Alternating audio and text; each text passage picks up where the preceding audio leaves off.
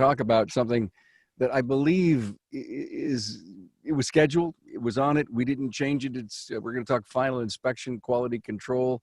May have absolutely something to do with what we're talking about here for the COVID-19.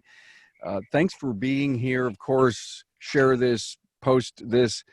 This week has been a very interesting week for me, and I'm sure you too.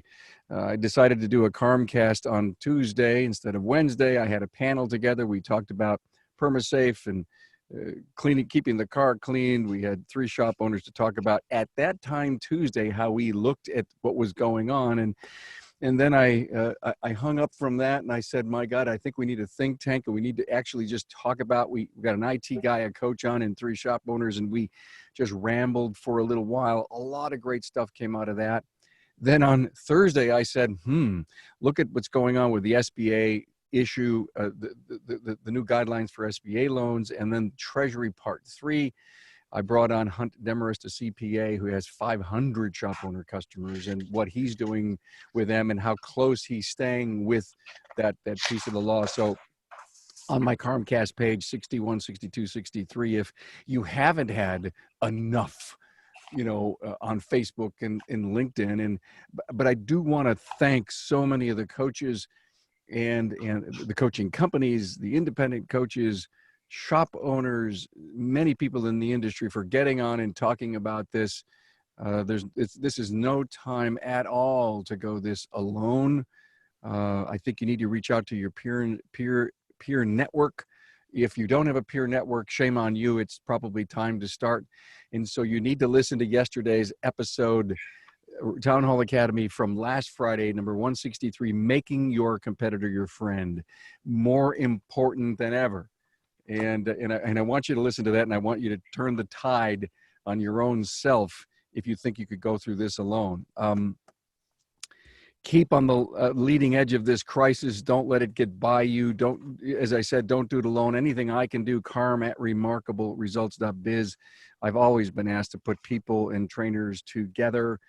I had this thought about supporting local businesses, tipping more appropriate than ever, even if you're going in for a takeout thing, buy gift cards from local businesses. I think as local businesses, we need to support it.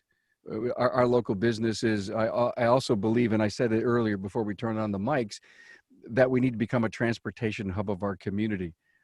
We need to reach out to every senior citizen home, every food pantry, and say, listen, if something shuts down in the middle of the road, we're here for you. Just call us. You know of who we are. What about your elderly customers and what you are going to do about that? I can't put all the concepts in mind, but I wouldn't mind my panel chiming in on anything that maybe we have to say about COVID in your experience or your particular take on this. I want to welcome Chris Cloutier, Golden Rule Auto Care, CEO of Autotex.me, Hey, Tom Ham from Centric, Grand Rapids, Michigan, and Frank Scandura is here from Frank's European in Las Vegas. This was planned. I think it's actually ironic that we're going to talk about quality controls and final inspections. When I think about so many of the discussions that we've had, that I've seen about people wanting to pick themselves up and relearn how to do business because of this, because they're going to have to.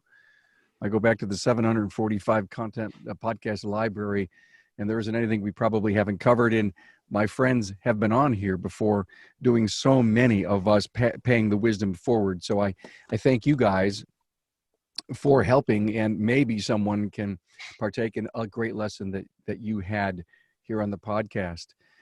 Before I start and I totally jump in, I want to thank Carolyn. It's time to transform your shop with the only management system that will give you more profit and more time. Find out how shops using Shopware are driving up their profit with more efficient staff and happier customers. Visit shop-ware.com for a free demo. More time, more profit. Hey guys, before we jump into final inspection QC, any great wisdom you'd love to partake on our current crisis? Make a plan. I'll jump in. I got to say this. If you have not been spending the last couple nights making plans for the next couple of days, for the next couple of weeks, for the next couple of months. You should start doing that now. What is your payroll? What are your expenses you can cut? What are some loans potentially you can go take out? Can you spend other people's money right now? How much cash do you have in the bank? How much payroll are you spending? How much time do you have, right? I think now's the time we all need to have disaster plans. I know you've talked a lot about keeping active and, taking customers and reaching out to them and letting them know that you can be remote. And that's great. I think that word's got out. I think you've done a good job of that, Carm. I think now as business owners and as leaders, we need to be putting these plans into place. We're small business owners. We need to know when we need to let go people. I mean, that's hard. It needs to be on your plan. How much cash before you're going to have to start letting go people? You don't want to let everybody go at the same time and close your doors. That's not a good plan. I think you need to have rounds. I think you need to have a timeline and do the best you can with the information you have. And if that plan changes daily, that plan changes daily. And it will until we know what the bottom of this thing is. But my biggest advice right now is start putting pen to paper and start making your plan. I think it's critical right now. Thanks, Chris. I'm a yellow pad kind of guy. Calculator, yellow pad, and pen. And no matter what thoughts you have, you write it down. See, there you go, Frank. You cannot go this alone. It cannot be a vapor. You have to take vapor and ideas and thoughts, and you have to put it on paper, and you have to figure out how to put a number to many of the ideas. And thanks for bringing that up, Chris. Part of our dialogue on Thursday with Hunt Demarest was, everyone has said this, cash is king, and it's going to run out if the top line doesn't continue to be strong. And you have to have two columns. It goes back to the yellow pad.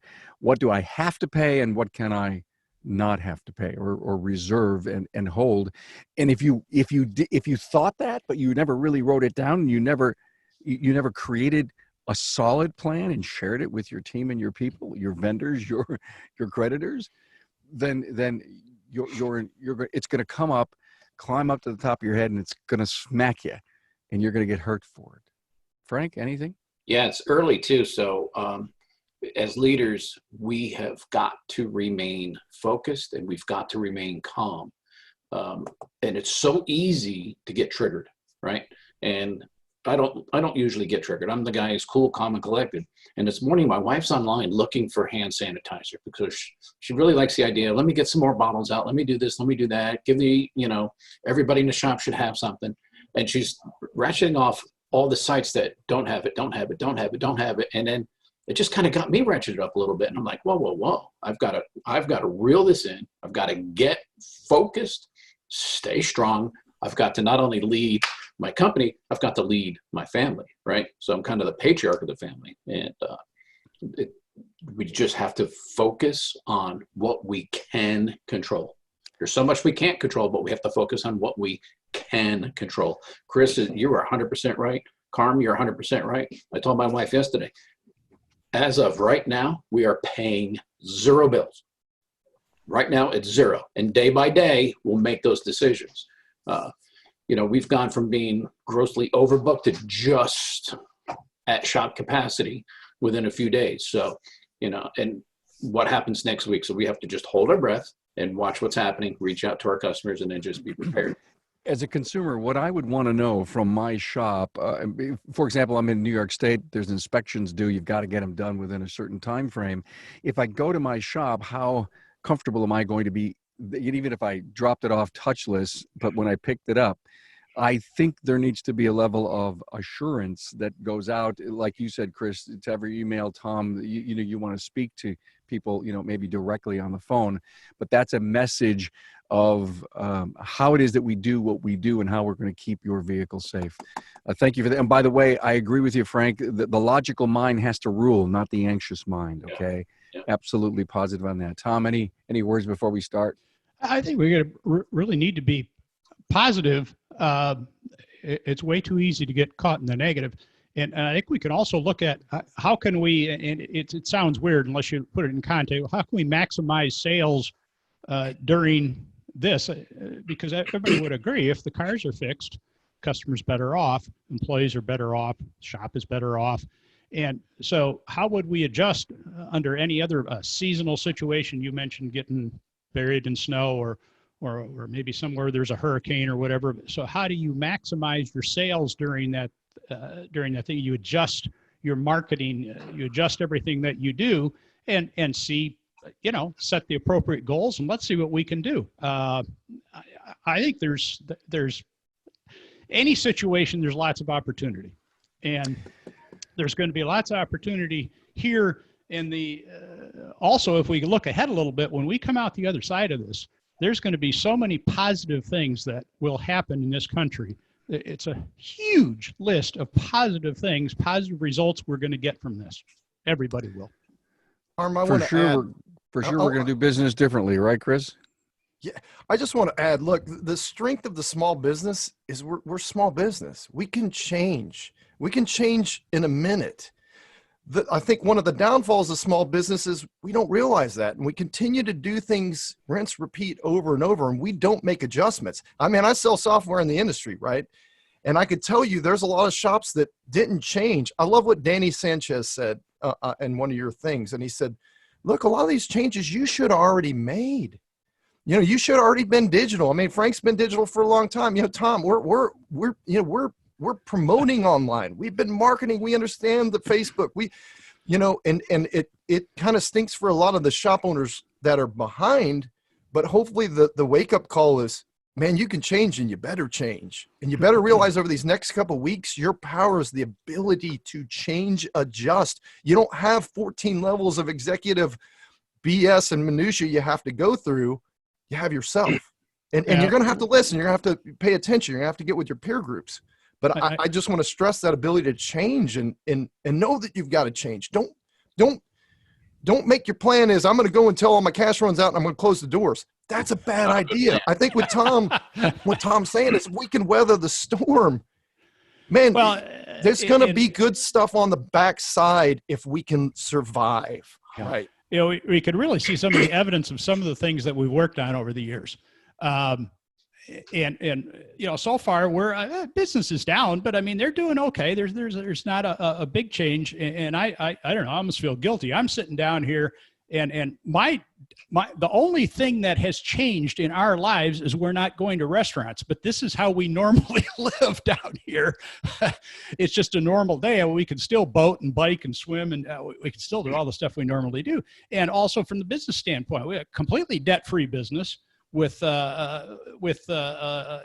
stuff that's stored away in a variety of forms. So we really haven't changed anything, and we're not planning to change much of anything other than our marketing is our only plan at this point, is to adjust the marketing to fit what's going on. Well, you may just be an exception to the rule. I'm happy for you. Thank you for this preamble. I think I'm going to leave it into the episode so that when someone listens to this a year later, they're going to say, God, listen to the panic, listen to the panic. And frankly, to tell you the truth, it is important that we do this and we say this. By the way, some great advice to you, if you've got the right advisors in your company, attorneys, and you have a really good accountant, you need to be in touch with your accountant because of the Families First Coronavirus Response Act. And that thing is coming on April 2nd. 500 or fewer employees, about paid sick leave, FMLA expansion, and tax credits. We're not talking about it. We're not the experts. But again, it's that awareness thing. You have to know that it's there. It is going to affect you, and it may give you some relief in trying to keep a gainful employment or give some people some time off. As FMLA was always really important. It may have been updated to 50 or more employees. Oh, 50 or more? Yeah, it went from 500 to fewer to 50 or more. So okay. This Well, is why it's important to talk to your advisors and know the facts. Yes, and again, we are not experts on anything here. I want to warn you all. So please don't want to say Carm said, Chris said, Frank said, or Tom said. Okay, we're just here, hopefully, like Chris's opening, to motivate you. Yes. To maybe finally do some of the things that you had not done, and to reinvent you in your business, protect your family, your people, your customers, your business. Okay. We're here to talk about, let me see how many minutes in. Wow. Okay. That's okay. This was really, really good. Thank you for this. We're here to talk about final inspections, quality controls, and that may change on the other side. Like you said, Tom, when we get this behind us, maybe more of our service professionals are going to say, we got to do this. So Chris, the purpose of final quality control, I know you do it. Why? Man, I've been preaching it for a long time, and I think it's delivering the car in better shape than it came in. I think that is the goal of final quality control. And I think that a lot of times we make an excuse that we don't have the time, well, now we have the time. So there should be no excuse on time right now about final quality control, especially. So for us in this crisis, it's kind of interesting, right? We've been doing final quality controls on vehicles for years now, and we've been wiping them down. We've been checking to make sure that all the work was done on them. We've been making sure that the tickets were complete on everything.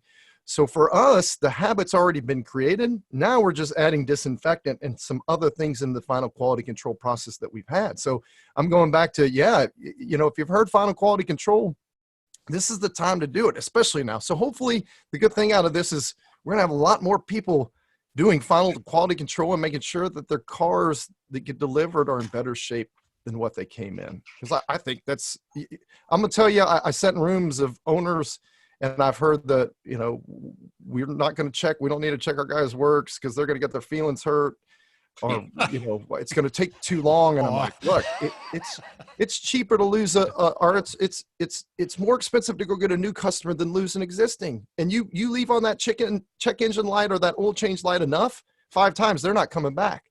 Well, I got to jump in on that. I don't want to hurt my guys' feelings. Let me just get this off my chest. What a poor leader. Yes, absolutely. That's all I can say. I don't want to disrupt the apple cart. I'm going to let Tom do that. I'm going to use the one quote from, I think it was Steve Jobs. I forget which one it is, but it says, if you want people to like you, sell ice cream. Ice cream. Bingo. Yep. Right. Listen, I just coached a guy in Arizona who was checking the work, not because he wanted to make sure the final product was leaving correctly, but because he wasn't trusting his guys to do the job the way he thought it was going to be done. And he used it as a, look what you did wrong, look what you did wrong, look what you did wrong. That destroys morale, right? My goal is not to point out what you did wrong, but until I stop making mistakes, will I expect the people around me to stop making mistakes? We're human. We're going to make mistakes. Our job is to make sure we've taken all the steps necessary to prevent those mistakes from hitting the street, because there's nothing worse than a customer quality controlling their vehicle and finding a problem. So here's an example. Yesterday, we forgot to take pictures under the hood for the last 2 or 3 visits on this car. So when the customer goes, let me look at my new shiny alternator. Hey, where's my emblem off my air cleaner? That was there before. You know what? Everybody in the building knew it wasn't there. Nobody paid any attention to it. Nobody bothered to take a picture. Nobody bothered to recommend the $900 air cleaner cover on his Mercedes. Shame on us. And those are the little things. We're not talking about major problems. Little things to bring to the attention of the customer that makes all the difference in the world in the final product. Amen. Well, and that list is going to be a little bit different at every shop too. You can have somewhat of a universal list, but it really needs to be customized to your shop. I was looking at Chris's list, and you look at some things on there, and you think, well, we never have that issue. And I'm sure people looked at our list and said, well, there's some silly stuff on there. We never had that issue, and you probably don't, because what you want to do is somebody, and we don't have this on ours, but somebody might have a list that says, make sure the hood is securely latched. And you think, well, that's pretty obvious. But if you happen to be at a shop where the hoods came loose 3 times in the last year, you probably need to add that to your list, because for whatever reason, your shop is snake bit with hoods. And so you need to have that on your list. And it's back the same if we do things over and over. So what we try to do is anytime there's some kind of a significant issue, what can we change in our processes, whether that be a quality control checklist or intake checklist, whatever. What can we change somewhere in the processes to reduce the odds of that happening again? So that's, I do a lot of that. Systems control and just how can we prevention? How can we prevent fires? Yeah. Those are great stories, because everyone has these great stories, like the emblem issue that comes up. and you say this is never going to happen to us again, add it to the QC list, and when you look at a friend's list, he says, what the hell's that there for? Because we're prone to that. $900. Right? We're prone to that. And here's the value of having a disciplined list. Like you say, Chris, we could say that, hey, remember next time we're always going to check that, and it becomes vapor. It just because it works for 3 days and then it goes away. I'm going to tell you, Andy Bizup, and I know he's listening right now, and he's a fellow shop owner. Oh. He's got some shops open, and he is in Dallas now. I moved to Dallas, and he took his daughter's Jeep to my shop, and I'm like, make sure you hey, this is another owner. I got to impress him. And we go to lunch, and he goes, Chris, I got to tell you something. I'm like, oh, no. And he goes, don't take this the wrong way, but as soon as I got my daughter's Jeep back, we had to stop the gas station because the PSI light came on, and I'm like, no, it's on the list. So I went back to my guys, and not to Frank's point, I didn't say, y'all all, in the Tom's, I was like, guys, we need to be checking the things on the list. And they're like, well, because they'll, deflate the tires when it's high Jeep and work on the engine stuff. But I said, it's not an excuse. We should have, driven this thing and made sure that the PSI, well, we did drive it and blah, blah. So, so that's my story is, fellow shop owner. I told Andy, well, lunch is on me today. Very So it's that whole human factor that you just brought up, Chris. What you're saying is you could have the greatest systems and processes Things and are still procedures. going to leak. And the human who said, no, we're not testing that today. Now, I'd love to know, Chris, do you have is this digital? I have a digital final quality control. Yes. And that button, was that check marked? Was that green or not? Yeah, unfortunately, you can pistol whip those sheets as well, or pencil whip those as well as you can the inspection. I mean, look, human nature is human nature. Path of least resistance. Hey, the form's filled out. We spot check everything. I mean, we have I learned this from Cecil, a birth to death, where we do ticket audits from the time that they're created till the time that they're closed. And we go through all that and we spot check it, but you can't necessarily see that somebody did or didn't check air and tires, right? You're assuming they did because they deflated them, but unfortunately, they can pencil whip those too, Carm. Do we set the bar too low, Tom, on QCs? Well, I think that we can be too lenient. I think that we can not demand enough. And this ties into a lot of other things in the industry right now. The technicians, we want to be paid more. We want to be paid what we're worth. We want to be paid like we're a professional. Okay. Part of this ties right back into that. Part of being that professional is having a professional checklist and making sure you do it right every time. If you want to be paid like Bubba, then work like Bubba. And don't work where Bubba works. Yeah, exactly. It all goes together. And I do think we're too, and I'm not talking about being a mean boss type thing, but I sometimes I think that we don't expect enough, especially in this industry, is what we let the employees do and what we don't expect them to do. We set our expectations too low. And I think we need to sit down with them, discuss what's reasonable, and then have everybody live up to them as a team. But that's just one thing that strikes me is I see too many people that I think, boy, I mean, the way you're everything from talking, you're presenting yourself to doing your job, it could be better than that. So. No, Tom, I didn't want to fire everybody in the shop. Don't get me wrong. We get that way. Listen, that's the truth of it.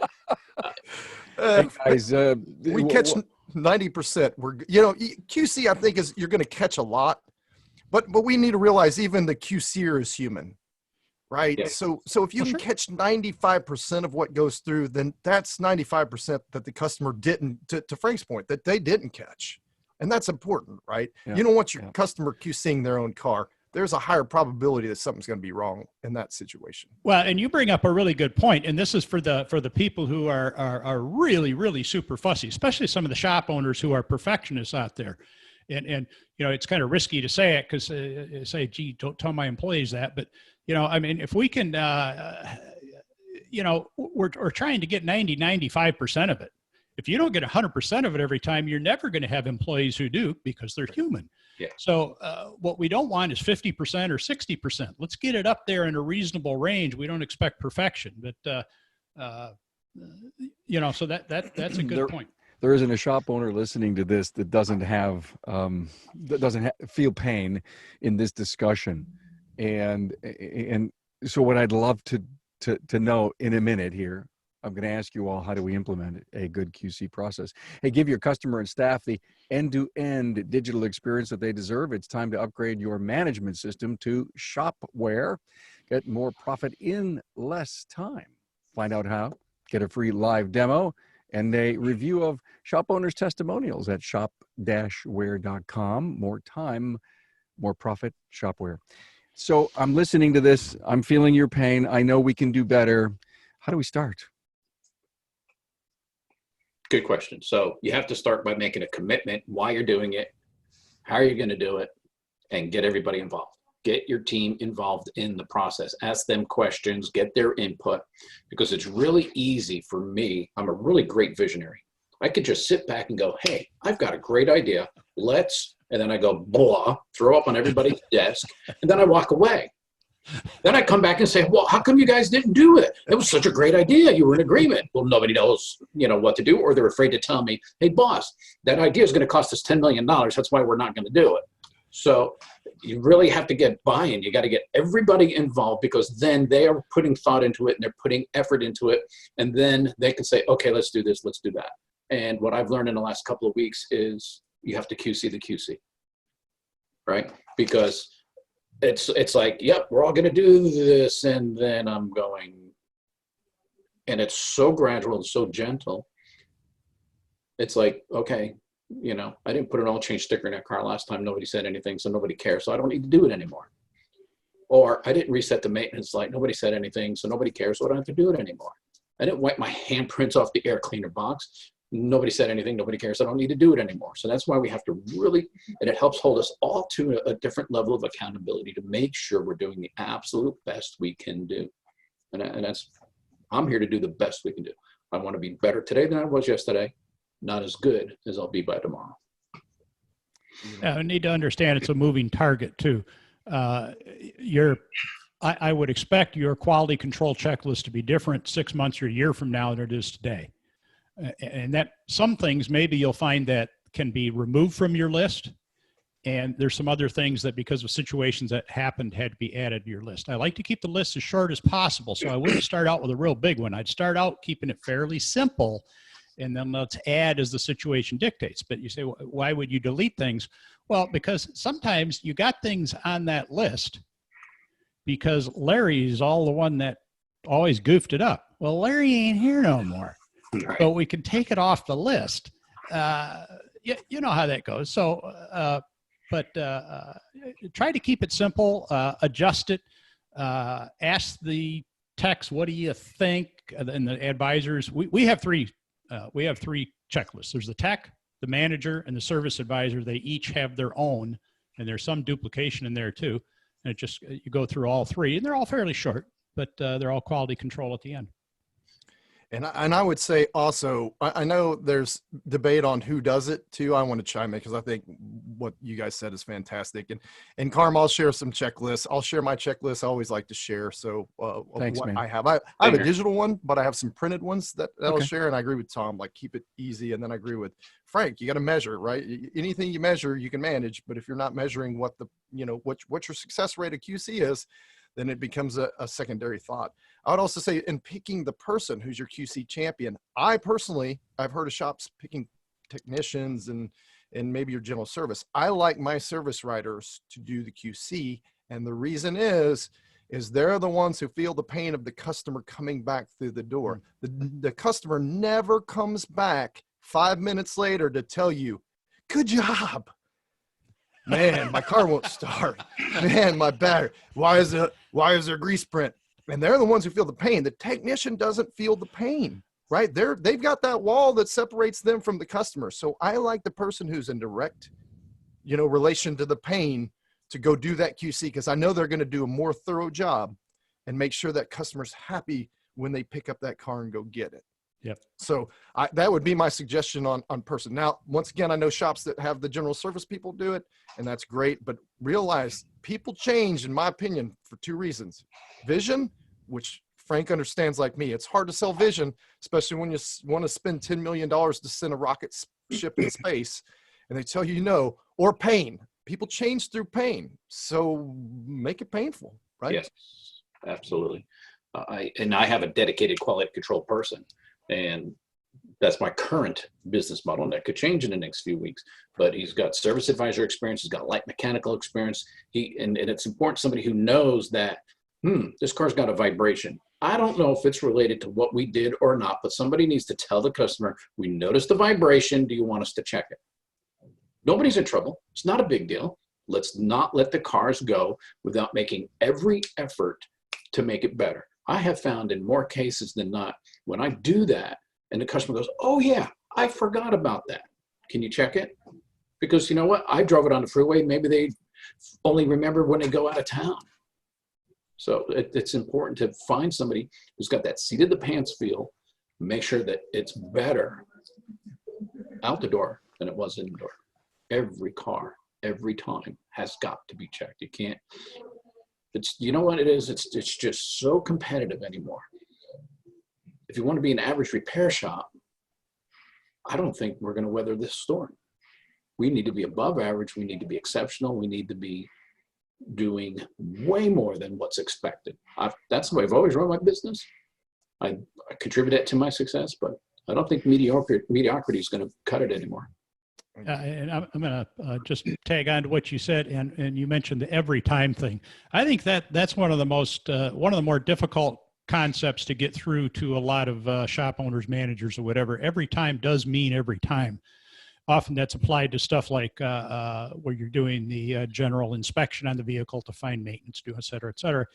And you talk to too many shops that, what about the, initial courtesy inspection? Do you do that? Oh yeah, we have one. Do you do it on every car? Most cars.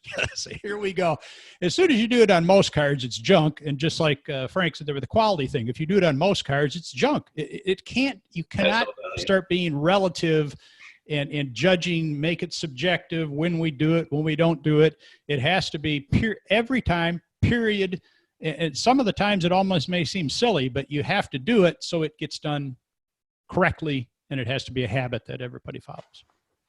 I want to chime in because I agree. Any car that comes in our bays that has a ticket, it's getting QC'd, right? And when we first started this process, another good story, I can remember we were like, cars, we just do inspection. If they don't buy the work, we're not going to do it. Well, the back didn't really know that the front wasn't really, and we were like, no, we're not going to go QC this car that got parked because the customer was going to come get it. Well, guess what?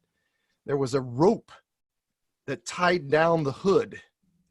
Well, the technician thought that we were going to go back and QC it. So he didn't tie it down because he thought if he tied it down, then it's going to cause issue for the QC person and they're going to have to untie it. So left it untied. That customer got in the car, drove down the road, and we ended up buying a new hood. Yeah. So after that, we said, every car, any car we touch, every car should have a ticket, whether it comes for a courtesy inspection or not. If it comes in our bays, it's got to have a ticket. Every car that has a ticket needs a quality control process. Well, it's, quick look over, quick, couple minutes, check everything out, but it has to be done. With all the things going on today, not with quality control and just everything from liability to everything else, you make a good point.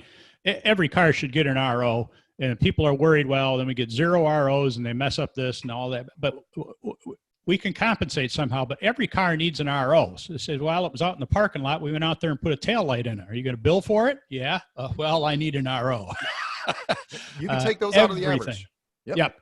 Everything has to have an RO. They all have to be included in that comebacks, we're going to recheck this or whatever. I need an RO.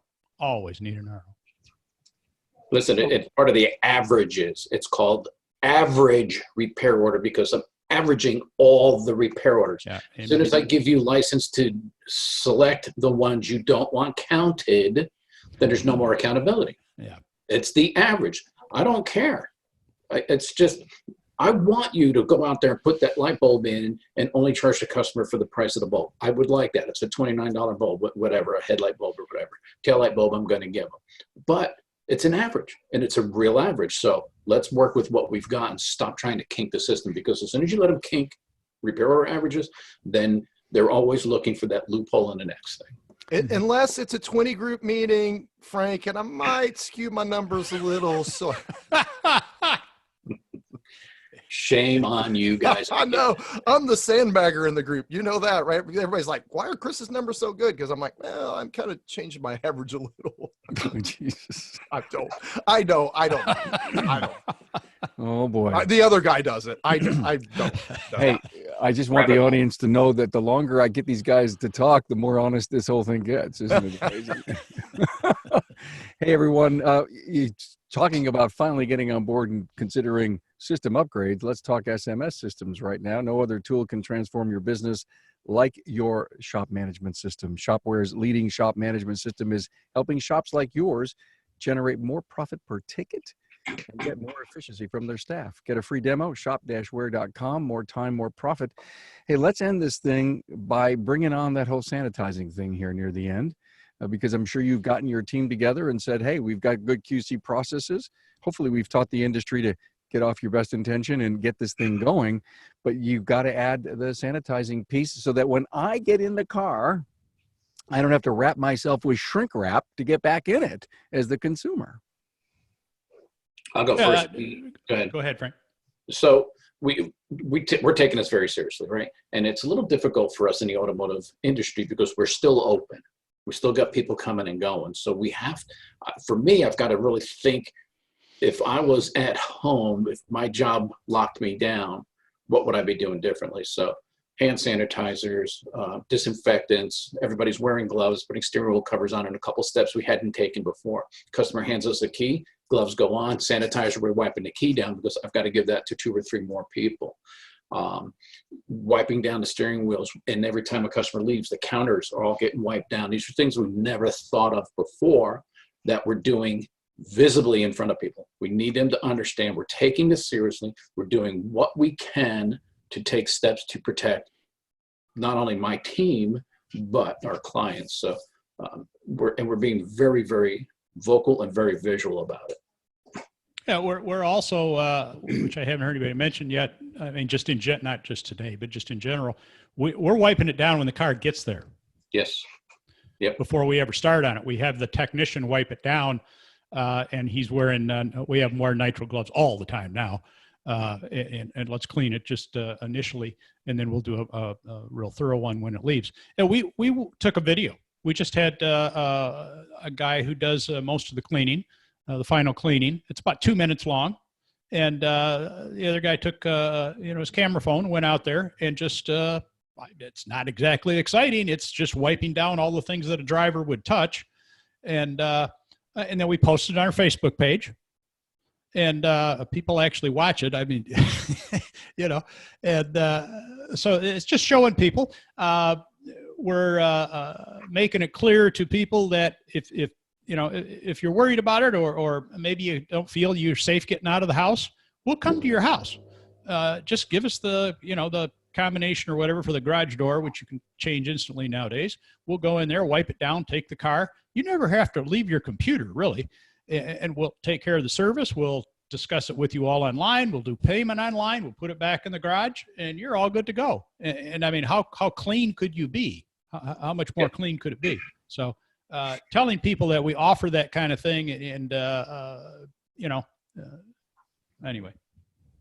Agree. And I just, promote it. We've been promoting, and it's funny. You never thought that quality control would be cool. And now it is a hot topic, right? Because we've been promoting it. We've been doing Facebook posts on our quality control, wiping down your vehicle and all that for some time now, right? But I would agree that 100% you're doing it. Make sure your customer knows that you're doing it. Now's the time to make that quick video. I've seen a bunch of good videos of a bunch of shops doing that because people are scared right now, right? So make sure that you're relieving some of that fear and letting them know that, hey, I love the whole digital, a lot of us are set up for this perfectly. Hey, drop off, pick up, we can come get it. We don't have to see you, and we're keeping clean. So I think that just promoting that religiously right now to alleviate some of the fear, because everybody's scared right now. I mean, I know, Carmen, you said the first couple minutes was I was talking about I don't think it was fear. I think a lot of us are, I'm a believer, so I'm, looking for the Lord for guidance and strength to guide my team, right? But Frank said it best. We need to stay focused, right? We are the leaders. We need to do what we can. So, we have a flock, and our flock is the people that we service, their cars. Yes. Not just our employees. We need to make sure they're wearing gloves and everything else, but people are concerned in our communities, and if we can fix their car and we can alleviate some of that fear, I think that's a great thing right now. Carm, you're muted. Final thought while he's looking for the mute button. We need to, and I'm going to do this after this meeting. I'm going to have a shop meeting unscheduled because I forgot to ask my team, are you afraid? Do you need anything? Can I help you? Do you want to be self-quarantined? I don't know. So we're going to be asking that question today after this broadcast. That's exactly what I was going to ask, Frank, of everyone, based on the concern of your people, their extended families, of course. Hey, are you sure you should be going to work? What are they doing? And so, if we could just close the assurance that you're providing your team and their family that you're going to absolutely minimize any risk to COVID-19 that could come in the door. Right. We actually had a discussion on that this morning. What we do is, we talk about the quality control checklist, and you're going to come up with a lot of stuff that, boy, we really don't want to add that to a checklist, but we do want to make the point. It's kind of the in-betweener stuff. So what we do is we put that on various Slack channels, and we put something on there this morning. Make sure that when parts come in, they have to be wiped down, disinfectant, everything, any kind of delivery. Cardboard boxes, if you can, grab them gloves, you can set them aside, let them set for 24 hours. After 24 hours, they should be okay. This is some of the stuff we've been researching, but just all that kind of stuff. And as far as the employees, as soon as we've had a pretty good handle on it, we posted on the Slack channel that, and I'm seeing this pretty much in all 50 states, somebody's going to find an exception, but auto repair, auto parts are considered essential services. Yeah. Pretty much everywhere. So you can tell your employees that, anything's possible, but odds are pretty good you're going to be working through this whole deal, as am I. We're all going to be working. If we're in this business, the parts store is going to keep delivering. So our little world is probably going to continue on more normal than a lot of people's world. So everybody should know but that. Your risk is questions. higher to protect all these outs. You don't know where that part came from and who touched it with or without gloves and sanitizing. So your point is so well taken. And Chris and Frank, you probably absolutely agree. There isn't anything that could enter your four walls, your domain, that doesn't need to be looked at. That's absolutely correct. Absolutely correct. Everything is suspect in a way. What about a team member overnight decided him and his wife were going to go out to do takeout at a place, but they maybe didn't take when they come in the door, says, "Hey, where were you? What's going on? What should I know?" Yeah. Look, I personally, this is hard, right? We had our employee meeting, all hands employee meeting last Saturday. And I told everybody, look, here's our goals. We want to keep our doors open and we want to keep everybody employed. That's our main goals, right?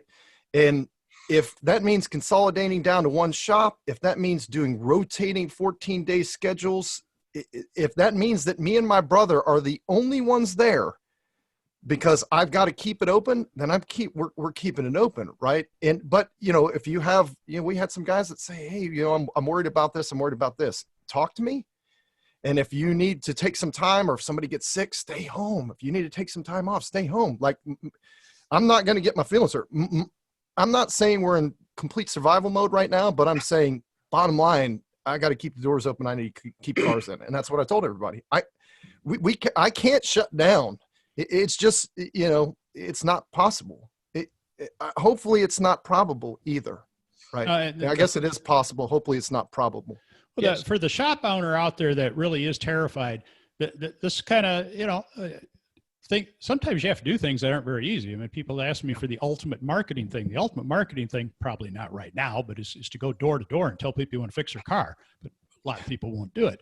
But now we're in a situation too. If you adjust your marketing and you call your customers and explain to them everything that's going on, from the cleaning to the process to the fact that you're open, to the idea that you might want to bring your car in now and get it fixed, because we could have part shortages later on, and we could have parts prices go way up later on. And when this is all over, there's going to be a huge rush of people all coming in. So now would really be a great time to bring that car in. Let us take care of it. We'll do it in a sterile way. So I think if you're aggressive in a nice, aggressive way, and you communicate with your customers, I'll almost bet you're going to get some reports of some people saying my business is up because we went out and did this, and we actually have all kinds of customers who normally are at work and their cars are all sitting home and they're all in my parking lot now. Mm-hmm. So, be aggressive, go after, be positive, not fake positive, but be real positive today. Boy, if there's ever a time to be positive, here we go. I haven't done this level of stuff in 80 years, and I'm not quite as old as Frank, so I don't remember it. But nice try. Hey guys, thank you for that. Wow, great stuff. I so appreciate where we went with this and your open dialogue and how pointed you were with our audience. My friend Andy Bizub, who we mentioned earlier, says dealers in our area laid off about 50% of their techs. You can be sure my techs were made aware of that. So it's already starting. Yeah. Let's not have it happen to you, the aftermarket that owns 70% of the out of warranty vehicle work in our country. Let's be smart. Let's be safe. Let's protect our people, our customers, our family. And I guess, like Chris says, listen, if someone has an issue, work it out with them and respect it and figure out how to move on. Wow. Chris Cloutier, Golden Rule Auto Care, Autotex.me, Tom Ham, Centric, Grand Rapids, Michigan, Automotive Management Network also, and Frank Scandura from Frank's European in Las Vegas. Guys, final inspection, QC, the COVID-19 pandemic. Appreciate you being here. Thank you, Carm. Thanks, hey, guys. it was a lot of fun. Thanks, Carm.